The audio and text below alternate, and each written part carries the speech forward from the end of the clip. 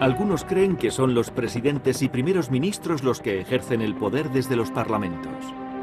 Pero no es así. En el mundo actual, el poder se encuentra en manos de un grupo de élite. Se trata de hombres que trabajan en oficinas anónimas.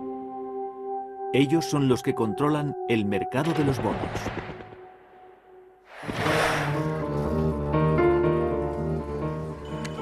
Bill Gross es el jefe de PIMCO, la mayor agencia de bonos del mundo, con una cartera de 700.000 millones de dólares en valores de renta fija.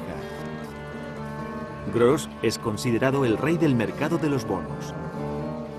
Le conoceremos como el señor Bond, bono en inglés.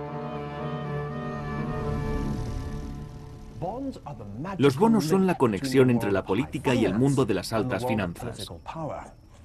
Los gobiernos siempre gastan más de lo que recaudan con los impuestos, a veces mucho más, y para subsanar el desequilibrio venden bonos y pagan intereses.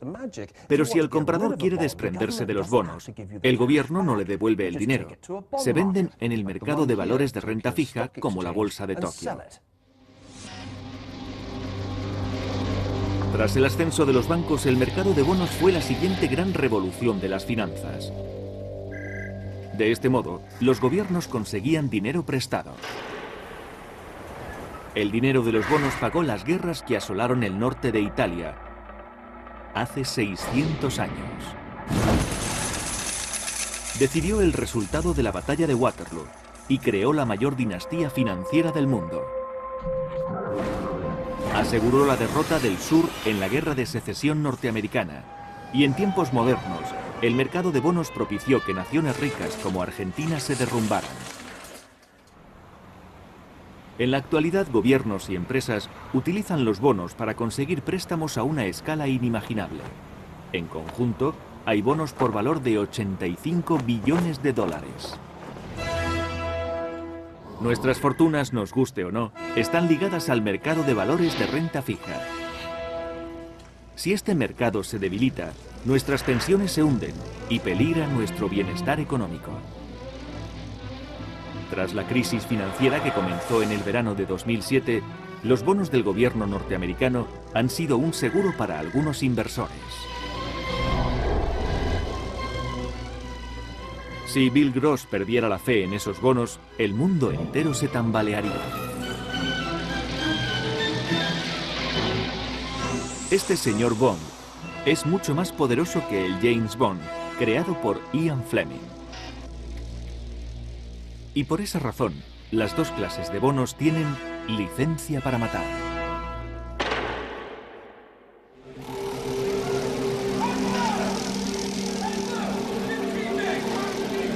El poder del dinero. La dependencia de los bonos.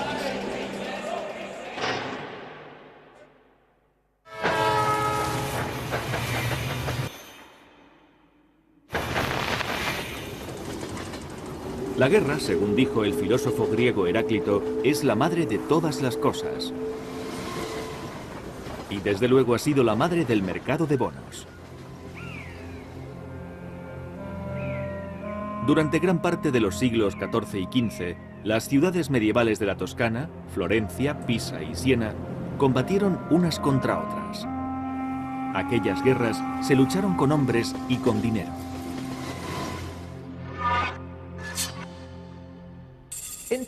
En el cuadro La batalla por el dinero de Pieter van der Heyden, vemos que huchas, cajas fuertes y barriles de monedas luchan unos contra otros con lanzas y espadas.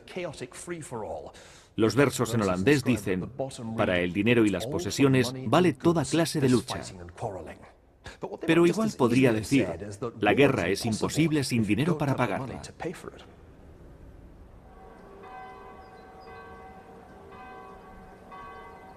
Y el modo de conseguirlo, la capacidad de financiar la guerra mediante la venta de bonos, fue también un invento del Renacimiento italiano.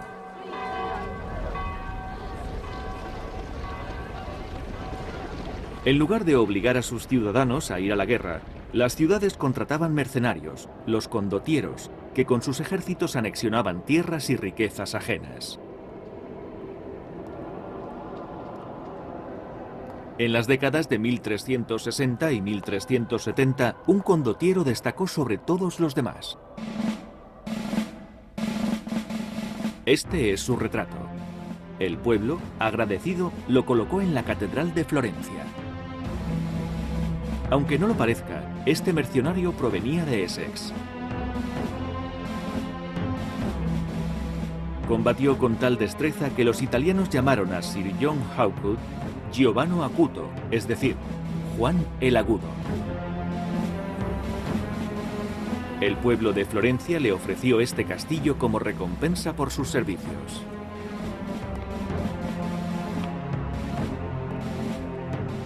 Pero Hawkwood era un mercenario dispuesto a combatir por quien le pagara, ya fuera Milán, Padua, Pisa o incluso el Papa.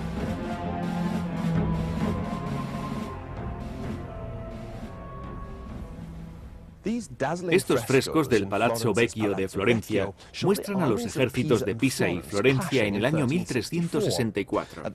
En aquel momento, Hawkwood apoyaba a Pisa, pero 15 años más tarde cambió de bando. ¿Por qué? Porque el dinero estaba en Florencia. El coste de aquellas guerras hizo que las ciudades-estado italianas cayeran en crisis. Los gastos, incluso en años de paz, eran el doble de lo que recaudaban con los impuestos. Para pagar los salarios de Sir John Hawkwood, Florencia tuvo que asumir el déficit.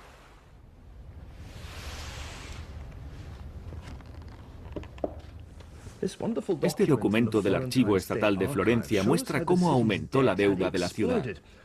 Era de 50.000 florines a principios del siglo XIV y en 1427 llegó a 5 millones. Una montaña de deudas. De ahí viene el nombre, Monte Comune. ¿Y a quién pidieron el dinero los florentinos? La respuesta era sencilla. A sí mismos. Fue una idea revolucionaria que cambiaría la economía para siempre. En lugar de pagar impuestos directos, los ciudadanos eran obligados a prestar dinero a su propio gobierno.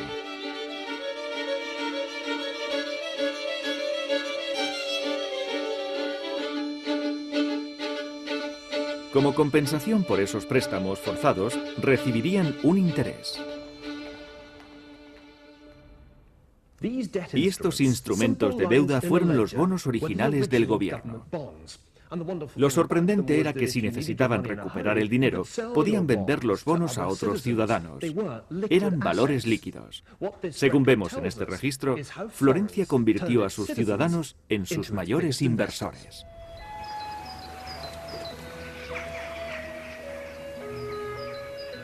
Este recurso marcó el nacimiento del moderno mercado de bonos.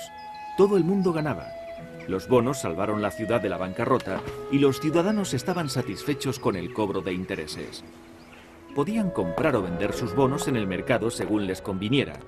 El problema de la deuda pública quedó resuelto y los florentinos pudieron ocuparse de otras cosas.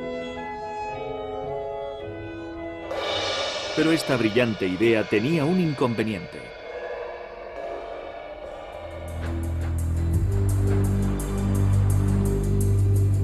Solo se podían mantener un número limitado de guerras improductivas. Cuanto mayor era la deuda de las ciudades italianas, más bonos tenían que emitir. Y cuantos más bonos se emitían, menos atractivos eran para los inversores. Eso fue lo que ocurrió en Venecia.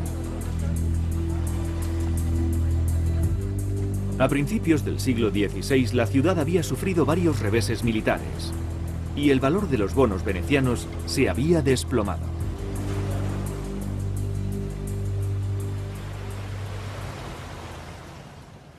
En su peor momento, entre 1509 y 1529, los bonos del Monte Nuovo veneciano se cambiaban al 10% de su valor nominal. Si se compraban bonos en tiempos de guerra, se corría el riesgo de que la ciudad no devolviera el dinero ni pagara los intereses. Por otra parte, el interés se pagaba según el nominal del bono. Así que si se compraba al 10% de ese valor, se podía ganar un 50%. Así funciona el mercado de los bonos. Se gana en función del riesgo que se asume. El mercado de los bonos establece los intereses de toda la economía. Si el Estado paga un 50%, los demás deben hacer lo mismo.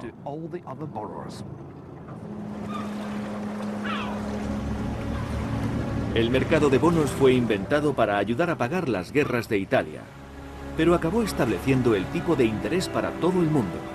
La carrera por el poder había comenzado. En los 2 siglos siguientes, los bonos dominarían el mundo.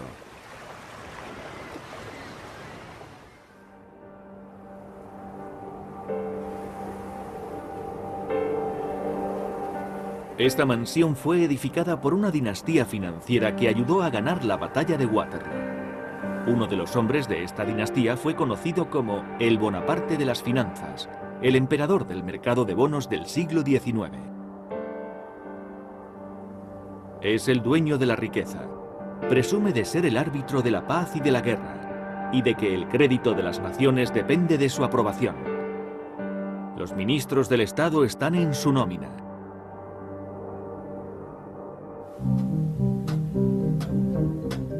Estas palabras, pronunciadas en 1828 por el miembro radical del Parlamento, Thomas Dunscombe, se referían a Nathan Rothschild. Fue un gran comerciante de bonos y fundó la rama londinense del que sería el mayor banco del mundo.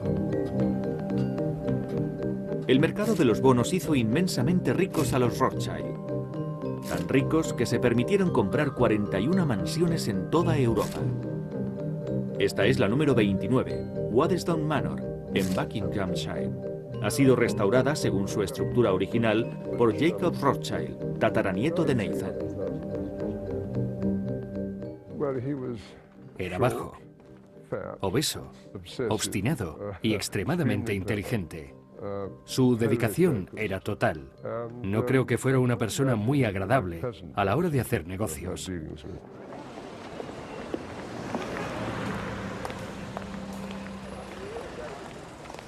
Entre 1810 y 1836, los 5 hijos de Mayer Amschel Rothschild salieron del gueto de Frankfurt, donde crecieron y consiguieron un poder inigualable en las finanzas internacionales. Pero fue su tercer hijo, Nathan, el que consiguió triunfar en Londres. Evelyn de Rothschild es el tataranieto de Nathan. Recientemente se retiró como presidente del banco que Nathan fundó. Se trasladó a Londres. Era muy ambicioso y no soportaba a los ineptos. Es un rasgo de nuestra personalidad. Esta es una de las pocas cartas que se conservan de Nathan Rothschild a sus hermanos.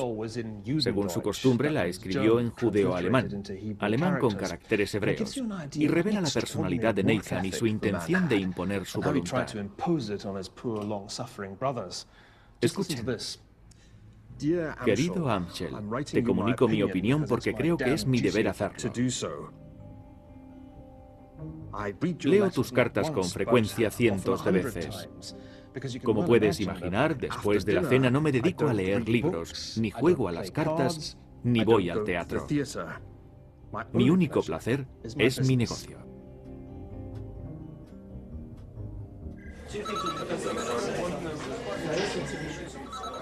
Fue esta determinación, junto con un genio financiero innato, lo que sacó a Nathan de la oscuridad y lo convirtió en dueño del mercado de bonos londinense. De nuevo había surgido una oportunidad financiera gracias a la guerra.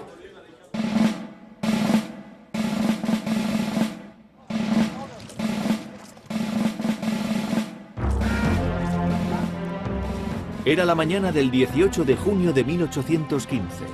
67.000 soldados británicos, holandeses y alemanes, a las órdenes del duque de Wellington, salieron a luchar en los campos de Waterloo. Sus enemigos eran soldados franceses a las órdenes del emperador francés, Napoleón Bonaparte. La batalla de Waterloo fue la culminación de más de 2 décadas de conflictos entre Gran Bretaña y Francia. Pero fue más que una batalla entre 2 ejércitos. Fue una contienda entre 2 sistemas financieros. El francés, basado en el saqueo, y el británico, en la deuda. Para cubrir los costes de la guerra, el gobierno británico vendió una cantidad de bonos sin precedentes. Según dicen, la familia Rothschild ganó millones especulando sobre cómo la batalla de Waterloo afectaría al precio de los bonos.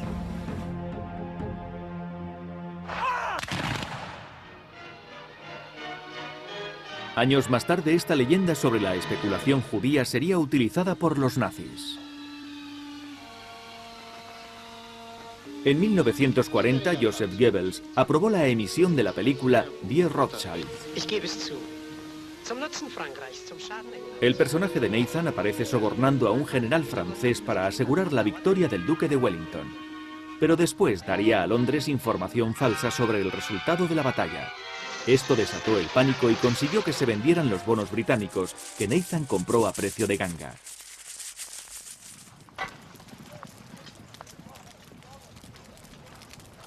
Pero lo que ocurrió en 1815 fue muy distinto. Lejos de ganar dinero con la victoria de Wellington, los Rothschild quedaron casi arruinados. No consiguieron su fortuna gracias a la batalla, sino a pesar de ella. Eso fue realmente lo que ocurrió. La venta de bonos permitió que el gobierno británico hiciera una gran caja. Pero ni los bonos ni los billetes le servían a Wellington. Para pagar a sus soldados y a los aliados británicos, necesitaba un valor universalmente aceptado. Nathan Rothschild entregó a Wellington el dinero recaudado en el mercado de bonos, en forma de oro. El éxito de esta operación decidiría la suerte de los imperios rivales y de toda Europa. Esta carta marcó un punto de inflexión en la historia de la familia Rothschild y en el gobierno británico. Está fechada el 11 de enero de 1814. Es una orden del ministro de Hacienda para el comisario en jefe, por la que nombraba agente del gobierno a Nathan Rothschild. Su misión era reunir todo el oro y plata posible y enviárselo al duque de Wellington. Él y su ejército acababan de salir de España para dirigirse al sur de Francia. La operación se basó en la red de crédito paneuropeo de Rothschild y en la habilidad de Nathan para movilizar el oro que Wellington necesitaba para reclutar sus tropas. Manejar tal cantidad de oro en plena guerra conllevaba muchos peligros. Pero desde el punto de vista de los Rothschild, las enormes comisiones justificaban el riesgo.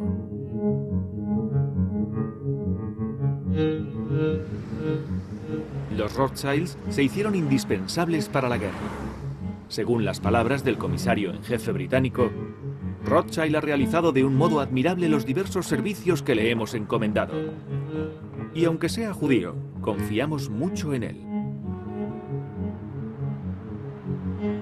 Los Rothschild fueron muy efectivos como financieros de guerra, ya que disponían de una red bancaria familiar lista para entrar en acción. Nathan en Londres, Amschel en Frankfurt, James en París, Karl en Ámsterdam y Salomon donde Nathan le asignara.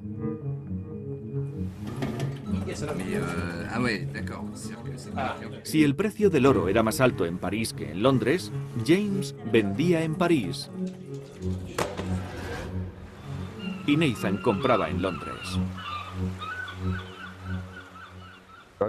Creo que su ventaja respecto a familias competidoras como los Barings consistía en que tenía hermanos en los centros financieros de otros países.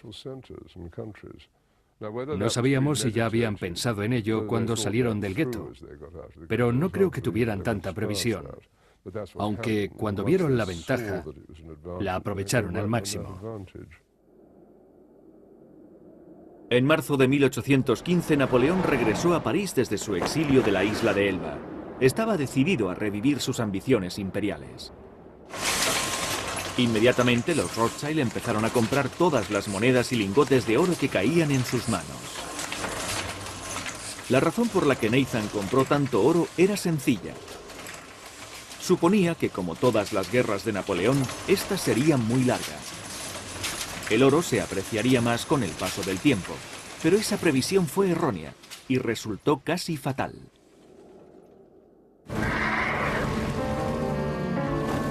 Hay una famosa frase de Wellington acerca de la batalla: ganamos por un margen muy pequeño.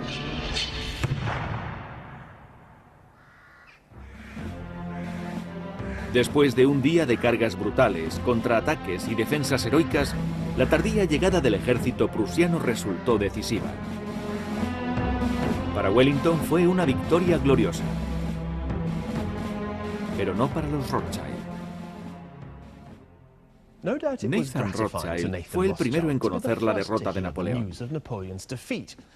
Gracias a la rapidez de sus correos, supo la noticia 48 horas antes de que el comandante Henry Percy entregara la comunicación al gabinete británico.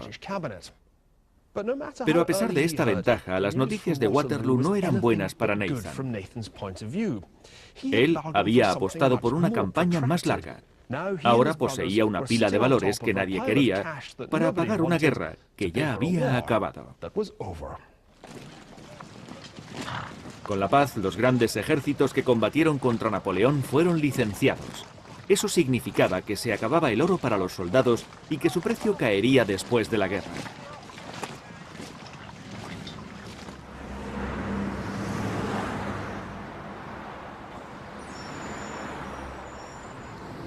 Nathan tuvo que enfrentarse a duras y crecientes pérdidas. Solo había una salida. Utilizaría el oro de los Rothschild para hacer una apuesta fuerte y muy arriesgada en el mercado de bonos.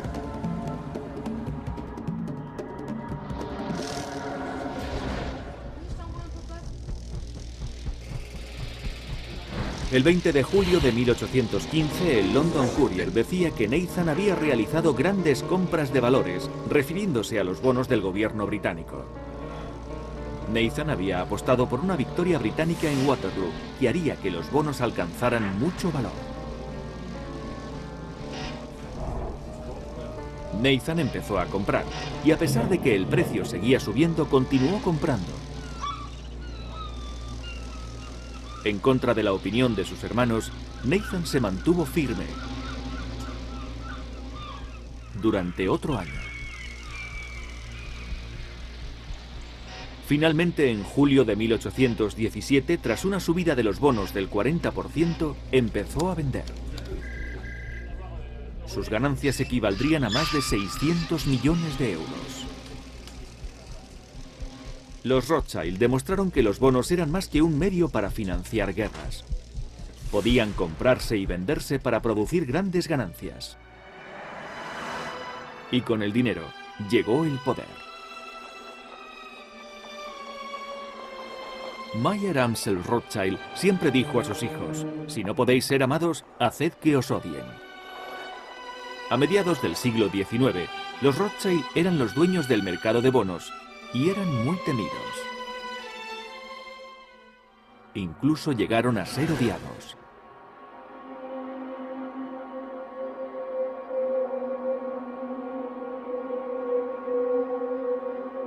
El hecho de que fuesen judíos revitalizó los antiguos prejuicios antisemíticos.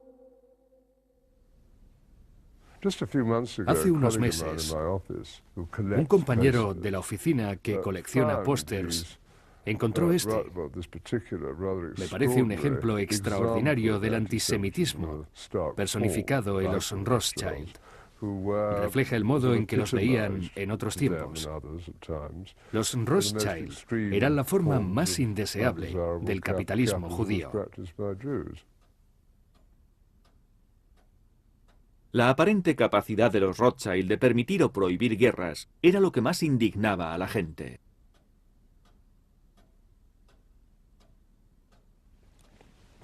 Los Rothschild necesitaban la guerra. Hicieron sus mejores negocios con ella. Y de no ser por las guerras, los estados no habrían tenido que emitir los bonos que los Rothschild compraban y vendían. Pero el problema de las guerras y de las revoluciones es que un estado deudor puede no cumplir su obligación, y eso afecta a los bonos emitidos. A mediados del siglo XIX, los Rothschild traficaban con valores y mantenían una extensa cartera de bonos de su propio gobierno. Tenían, pues, más que perder con los conflictos. Los Rothschild decidieron el resultado de las guerras napoleónicas apoyando financieramente a Gran Bretaña. Y decidieron el resultado de la Guerra de Secesión manteniéndose al margen.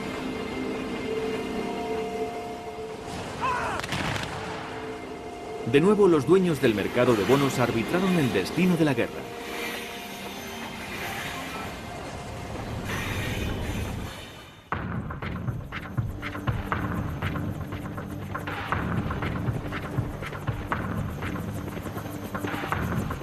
«50 años después de la batalla de Waterloo y al otro lado del mundo, otra gran guerra sería decidida por el mercado de bonos.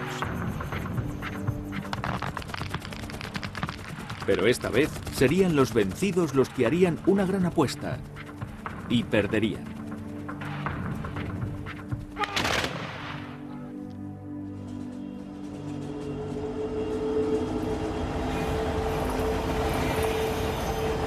Según la idea tradicional, el punto de inflexión de la Guerra de Secesión americana se produjo en junio de 1863, 2 años después del inicio del conflicto. Fue cuando las fuerzas de la Unión tomaron Jackson, la capital de Mississippi, y forzaron al ejército confederado a retirarse al oeste, hacia Vicksburg. Rodeados y con los cañones de la Unión bombardeando sus posiciones, los sureños resistieron durante un mes, pero finalmente tuvieron que deponer las armas. Después de Vicksburg, Mississippi se encontró firmemente en manos del norte. El sur quedó dividido en dos.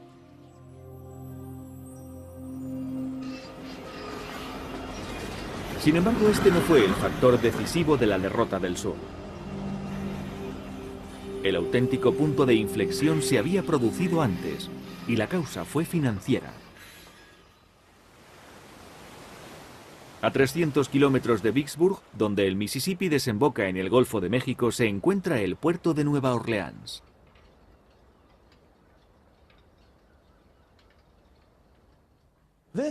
Fort Pike fue construido después de 1812 para proteger Nueva Orleans contra un ataque británico. Pero 50 años más tarde no pudo proteger al sur contra el norte. El capitán David Farragut capturó Nueva Orleans el 28 de abril de 1862. Fue un momento crucial de la guerra. Nueva Orleans era el puerto de salida del principal producto de exportación del sur: el algodón. El sur necesitaba controlar el comercio del algodón. Era el componente esencial de un ambicioso proyecto para utilizar el mercado de bonos con fines bélicos. Ocurrió como en las ciudades-estado italianas. El Tesoro de la Confederación recaudó fondos al principio de la guerra vendiendo bonos a sus propios ciudadanos. Sin embargo, el capital disponible en el sur era limitado. Para sobrevivir, la Confederación se dirigió a Europa. Esperaban que la mayor dinastía financiera del mundo les ayudara a derrotar al norte, igual que había ayudado a Wellington a derrotar a Napoleón. Inicialmente, la Confederación tenía motivos para ser optimista. En Nueva York, el agente de los Rothschild simpatizaba con ellos y se opuso al líder del norte, Abraham Lincoln, en las elecciones presidenciales de 1860.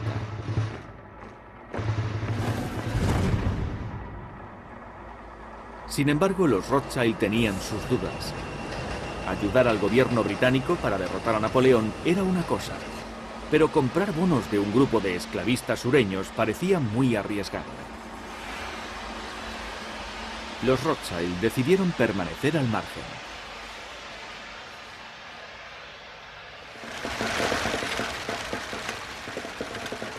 A pesar de esta contrariedad, el gobierno del sur escondía un as en la manga.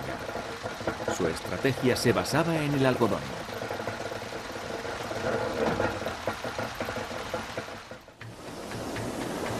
La idea de los estados del sur era utilizar el algodón como garantía para sus bonos. Eso animaría a los inversores, pues si no les pagaban los intereses, podrían quedarse con el algodón. Así, los agentes sureños empezaron a vender bonos en los centros financieros europeos.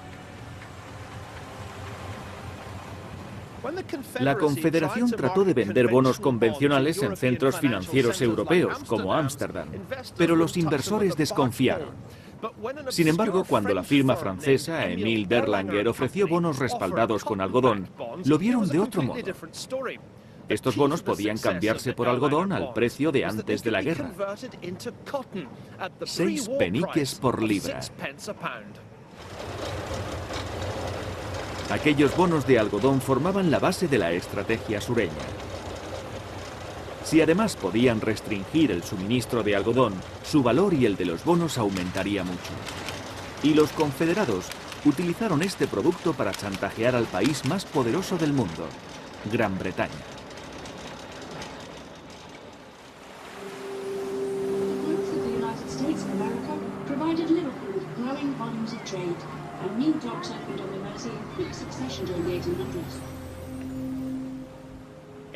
En la década de 1860, el puerto de Liverpool recibía todas las importaciones de algodón. La industria textil era el soporte de la economía británica. Y más del 80% del algodón provenía de los Estados Unidos del Sur. Los sureños creyeron que podrían poner a Gran Bretaña de su parte. Y para aumentar la presión, embargaron todos los envíos de algodón a Liverpool.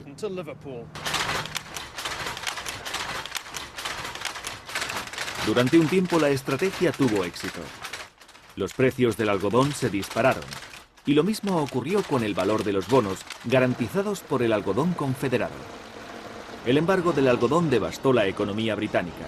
Las fábricas tuvieron que despedir a sus empleados.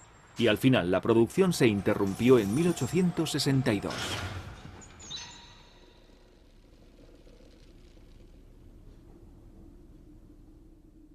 En esta fábrica de algodón de Estial trabajaban unos 400 obreros, un pequeño porcentaje del 500.000 de personas empleadas por King Cotton en Lancashire.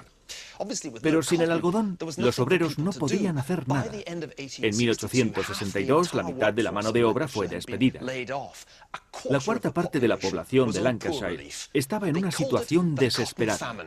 Se la llamó la hambruna del algodón.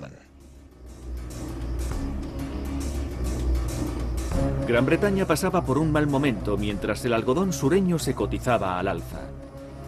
Pero la capacidad del sur para manipular el mercado de los bonos dependía de un factor fundamental. Si el sur no pagaba los intereses, los inversores debían estar seguros de que podrían llevarse el algodón.